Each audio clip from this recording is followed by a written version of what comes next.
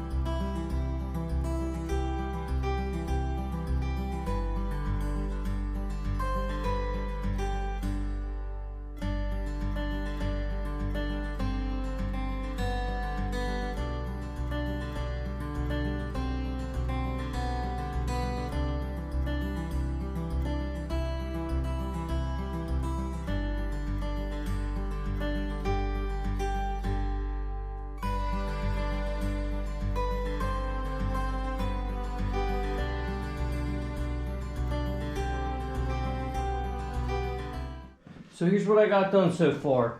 I cleaned up the top. There was a lot of paint and gum and some light rust. So I took a red Scotch-Brite razor blade, scraped the paint, kind of scrubbed it up. Wasn't trying to really remove any material, just trying to clean it up. So this is going to be good enough for now. You still see some staining and stuff, but when you run your hand across it, it's real smooth. So that'll be good enough for my purposes. Then down here, same thing. This had a lot of heavier rust up on this top section. Clean that up. I think I'm going to wax this surface, to keep it slick and also to keep it from rusting. Now, the bigger thing I worked on was getting this motor adjustment set up. So what I did was, instead of having a wood block spacer, which didn't work real well, it was non-adjustable, I put 4 bolts as jack bolts. So as you can see, they're carriage bolts locked into the motor, and then there's a nut on the bottom side there that is locking this together.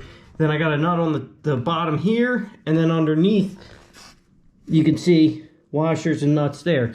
This way I can actually, now I can tension up the motor, and also I can angle the motor, okay, to give it a little bit, to keep the belt riding straight. So right now I have it set up. Each one looks about even. I didn't go nuts because it is just a belt-driven thing, so the belt's going to take up some of the slop. I did have to come over here, which I don't like this, but I think it'll be okay. I had to slide this. This pulley was hitting on the shroud, rubbing and making noise, so I did have to take it out a little bit. If this becomes a problem in the future, I'm going to have to enlarge the slot back here.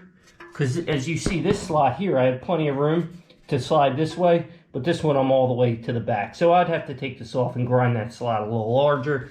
Then I can slide the whole motor back. This motor is not the original motor.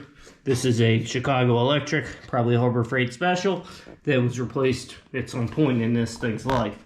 I also freed up, everything gets loose now. This side's pretty tight, but you don't move this side too often. I got this freed up. It was a little seized up on the ways or rails there. And then I fired her up. I got the belt. I have decent tension on the belt. I didn't want to go too nuts because you can see this motor here moves up and down. You know, it's got some rubber bushing mounts in there, anti-vibration stuff going on. So I'm going to leave it about that tension. Now it's easy enough to tension more. I just loosen these nuts and tighten the bottoms. It'll pull down, giving me more tension. I'm just going to leave it how it is for now until I start cutting, you know, try it on a piece of wood. Then I'll have a better judge. Next thing I'm going to do, I'm going to pull these blades. These blades look pretty pitiful. They're not very sharp and they're nicked up and stuff. So I'm going to see if I can get a little wrench in there, pull these blades out, measure them, and then go place an order for a new set of blades here. Looks like there's 3 different blades. So that's what I'm up to now. So far, so good. I am going to change this wire because it bothers me, even though it does work. I'm going to probably change that switch also because it's not super safe having exposed contacts. So we'll improve on that in the future. But for now, I'm okay with it. It's a work in progress. I'm just trying to get the test for the function of the machine. You know, everything spins good. And I can start playing with this thing.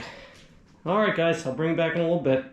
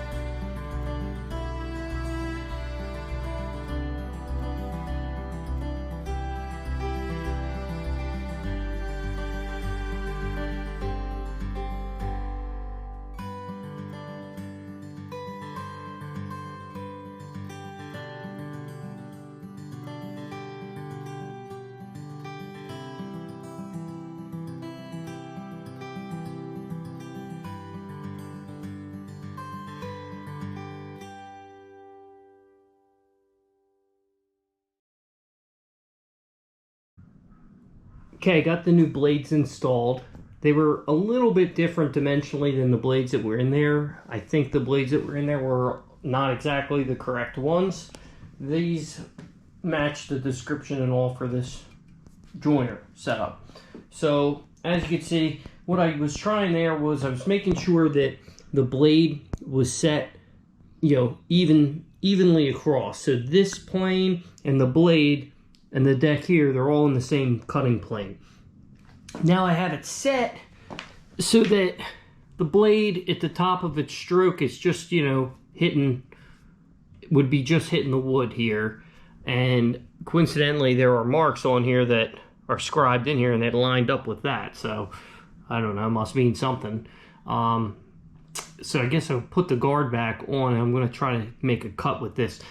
And we'll see if I got these blades set right, and if not, I'll do a little bit of tweaking and we'll get them just just right so they take off the right amount of material.